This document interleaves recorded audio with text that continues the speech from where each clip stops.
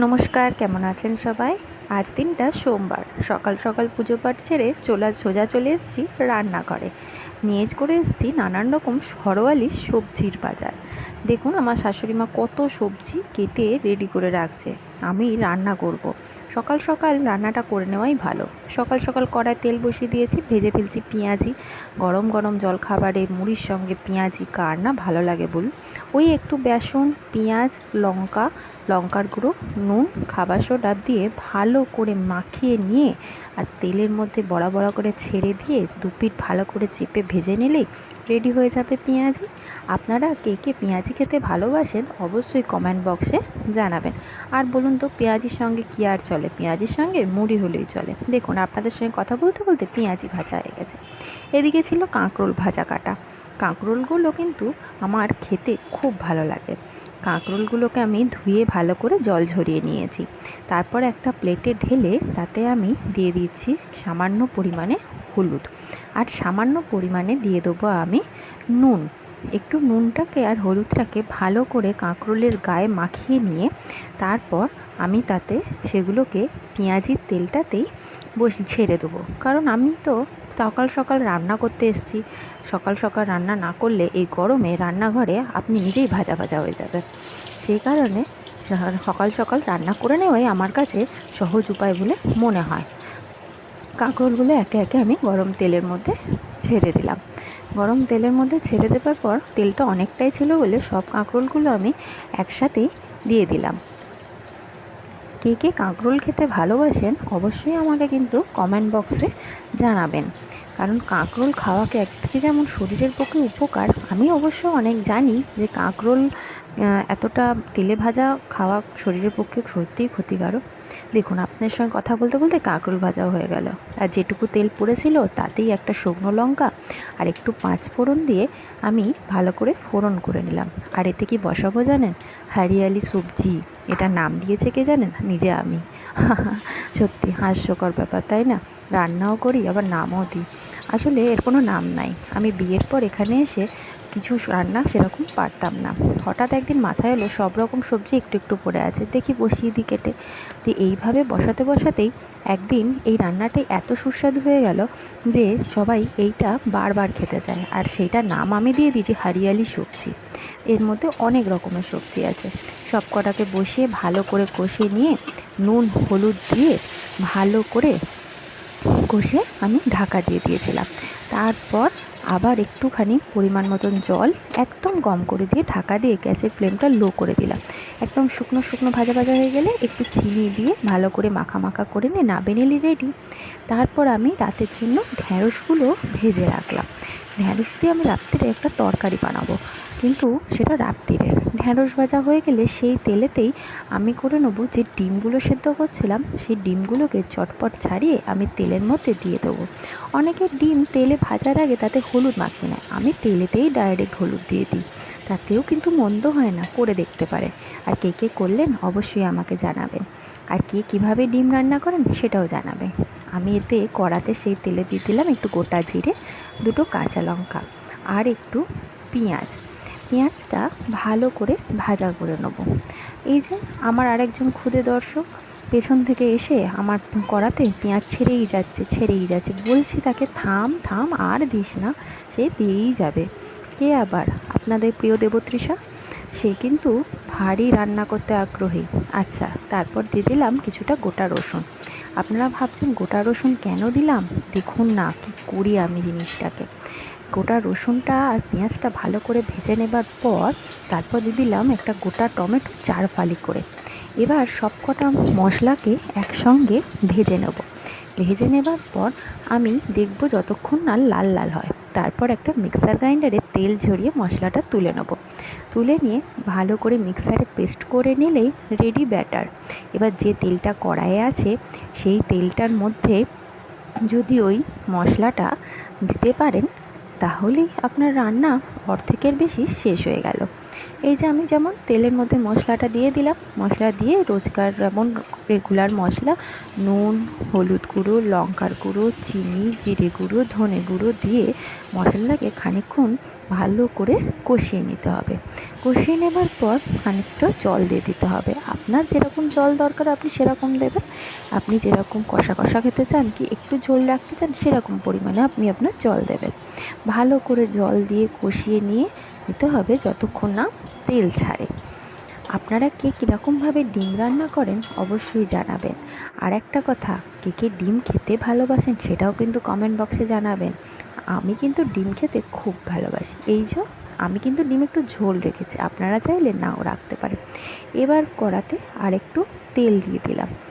তেলটা দিলাম একটুখানি, মানে এই ধরুন 3-4 পলার মতো বা 3-4 টেবিল স্পুনের মতো। তাতে দিয়ে দিলাম একটু পাঁচফোড়ন। পাঁচফোড়নের সঙ্গে দিলাম একটা শুকনো লঙ্কা। ভালো করে ফোড়নটা যাতে হয়ে যায় তার জন্য গ্যাসের ফ্লেমটা কিন্তু হাইতেই আছে। তারপর দিয়ে দেবো আমড়া। আমরা এই গরমকালে খেতে ডাল দিয়ে বলুন চাটনিতে বলুন ভালোই লাগে। আমি কিন্তু আমড়া খেতে খুব ভালোবাসি, সে বিলাতি হোক আর টক আমড়া হোক। বিলাতি আমড়া মাখা স্কুল জীবনের খাওয়া, সেগুলো কি আর কোনো দিন ভোলা যায় বলুন? এখন অবশ্য শরীরের জন্য অনেক কিছুই বাদ চলে গেছে জীবন থেকে, কিন্তু সেই স্মৃতিগুলো অবশ্যই আমাদের স্মৃতির পাতায় রয়ে গেছে। এবার দিয়ে দিলাম আমড়াতে আমি খানিকটা নুন। এবার দিয়ে দেবো নুনের সাথে ভালো করে একটু হলুদ, কম করে একটুখানি হলুদটা দেবেন যাতে খুব হলুদ গন্ধ না ছাড়ে। ভালো করে নাড়িয়ে চাড়িয়ে নিয়ে আমড়াটাকে ভালো করে একটু ভাজা ভাজা করে নিতে হবে। আমড়াটা ভাজা ভাজা হয়ে গেলে আমরাই দিয়ে দেবো তার মধ্যে একটুখানি জল। জলটা দেবার পর একে ছেড়ে দিতে হবে বেশ খানিকক্ষণ, কারণ আমড়াটা একটু শক্ত থাকে। অনেকে চাইলে কুকারেও করতে পারে। আরও একটা আমড়ার চাটনির রেসিপি হয়, জানেন কি আপনারা? এতে কিন্তু সর্ষে বাটা দিলেও মন্দ লাগে না, কিন্তু আমার শ্বশুরবাড়িতে সর্ষে বাটা দিয়ে আমড়ার চাটনি আবার খেতেই চায় না, সেই কারণে আমি শুধুই করলাম। আপনারা চাইলে এর সঙ্গে একটু সর্ষে বাটার জল ছেঁকে ইউজ করতে পারেন, দেখতে পারেন কিন্তু করে। রান্নাটা কিন্তু মন্দ হবে না। আমার মায়ের কাছ থেকে শেখা জিনিস, আর মায়ের কাছ থেকে শেখা জিনিস কি কোনোদিন খারাপ হতে পারে বলুন আপনি? সেই কারণে রান্নাটা করে দেখতে পারেন নিঃসন্দেহে। তারপর আমি আমড়াগুলো ভালো করে সেদ্ধ হয়ে এলে তাতে অ্যাড করে দেবো পরিমাণ মতো চিনি। আমড়া বলে কথা, টক তো ভালোই, তাহলে তো চিনি ভালোই অ্যাড করতে হবে বলুন। চাটনি খাচ্ছেন, টক খাচ্ছেন, না চিনি মিষ্টি দিতে কিপটেমি করলে তারা চলবে না। ভালো করে আমড়াটাকে এবার চিনির রসেতে ফুটতে দিতে হবে। ফোটা হয়ে গেলে সুন্দর করে গ্যাসটা কমিয়ে দিতে হবে, কারণ আমড়াটা একটু মাড় বেরিয়ে গেলে, গলা গলা হয়ে গেলে তবেই না খেতে ভালো লাগবে জিনিসটা। দেখুন এদিকে ভাতটাও আমি কথায় কথায় বসিয়ে দিয়েছি, আর আমড়াটা দেখছেন গলে একদম জেলি জেলি মতন হয়ে গেছে। এবার হয়ে গেছে, আর একটুখানি ফুটিয়ে একটু কমিয়ে নিয়ে আমি জিনিসটাকে নামিয়ে নেব। দেখুন আমড়া চাটনিটা কত সুন্দর আমের চাটনির মতন দেখতে লাগছে না? আবার আমি কড়াটা বসিয়ে দিয়েছি রাত্রে ঢ্যাঁড়সটা করব বলে। কড়ায় তেল দিয়ে তাতে দিয়ে দিয়েছি গোটা জিরে, আর দিয়ে দেবো কটা কাঁচা লঙ্কা। আর কাঁচা লঙ্কাগুলো আর জিরেটা ভালো করে হয়ে গেলে তাতে আমি দিয়ে দেবো গোটা পেঁয়াজ। গোটা পেঁয়াজের পর ভালো করে একই প্রসেসে ভেজে নিয়ে আমি তাতে দিয়ে দেবো গোটা রসুন। গোটা রসুনগুলো আমি একসঙ্গে এবার পেঁয়াজের সঙ্গে লঙ্কা একসঙ্গে ভেজে নেব। ওই যে ডিমটা করলাম যে প্রসেসে, ভাবলাম আজকে ঢ্যাঁড়সটাও করি ওই প্রসেসে। কেমন হয় খেতে দেখা যাক না। এই রান্নাটা অবশ্য উড়িষ্যাতে খুব ফেমাস, জানেন তো? আমার একজন আত্মীয় উড়িষ্যায় থাকেন, তেনার কাছ থেকে আমার শ্বশুরমশাই এরকমভাবে ঢ্যাঁড়সটা খেয়ে এসেছিলেন, এবং খেয়ে আসার পর থেকে তিনি এইভাবেই ঢ্যাঁড়সটা সবসময় খেতে চান। আপনারা কীভাবে ঢ্যাঁড়স রান্না করেন আপনাকে অবশ্যই জানাবেন। অচেনা কোনো ঢ্যাঁড়সের রেসিপি থাকলে অবশ্যই শেয়ার করবেন। আর আজকে দিয়ে দিলাম গোটা টমেটো। গোটা টমেটোগুলো আর কাঁচা লঙ্কা, পেঁয়াজ, রসুন বেশ লাল লাল করে ভাজা হয়ে গেলে আবার তেল ছড়িয়ে তুলে নেব মিক্সারের বাটিতে। মিক্সারের বাটিতে পেস্ট করে নিয়ে রেডি হয়ে গেলে এই পেস্টটা দেখছে ধোঁয়া বেরোচ্ছে মিক্সারের বাটি থেকে। পুরো গরম তো, কড়া থেকে তুলেই দিয়ে দিয়েছি। কড়াতে সেই বাকি তেলের মধ্যে পেস্টটা আমি দিয়ে দিলাম। পেস্টটাকে ভালো করে কষিয়ে নিয়ে তেল ছাড়া অবধি অপেক্ষা করতে হবে। এবার তাতে রেগুলার মশলা হলুদ, লঙ্কা, জিরে, ধনে, নুন, চিনি দিয়ে ভালো করে কষিয়ে নিলাম মশলাটা তেল ছাড়া পর্যন্ত। যতক্ষণ না তেল ছাড়ে মশলাটা ততক্ষণ পর্যন্ত মশলাটাকে কষিয়ে নিতে হবে। তারপর মিক্সারের বাটিতে একটু জল দিয়ে রাখছিলাম, অনেকটা মশলা লেগেছিল, নষ্ট করা যায় বলুন, সেই জলটা আমি একদম কড়াতে ডিরেক্ট দিয়ে দিলাম। সেই জলটা দিয়েই মশলাটা আরও খানিকক্ষণ কষিয়ে নিলাম। দেখুন আরও একটু জল দিচ্ছি, আর একটু জল দিয়ে ভালো করে মিক্সারের বাটিটাকে ধুয়ে নিয়ে তারপর আমি একসাথে কড়াতে জলটা দিয়ে দিলাম এবং পুরো জলটা দিয়ে মশলাটা ভালো করে কষিয়ে নিলাম। কি সুন্দর রঙটা আসছে দেখুন। আচ্ছা, আমরা অনেকেই জানি ইউরিক অ্যাসিড হলে ঢ্যাঁড়স খাওয়া ক্ষতিকারক। আচ্ছা, ঢ্যাঁড়স খাওয়া কি সত্যিই ক্ষতিকারক? ঢ্যাঁড়সে কি কোনো গুণ নেই, সে কি শুধুই ঢ্যাঁড়স? একটু আমাকে প্লিজ কমেন্ট বক্সে জানাবেন। যে ঢ্যাঁড়সগুলো ভেজে রাখছিলাম সেটা অবশ্যই কড়াতে আমি দিয়ে দিলাম। ভালো করে কড়াতে দিয়ে ঢ্যাঁড়সটা ভালো করে প্রথমে মাখিয়ে নিয়ে তারপর তাতে দেব আলু।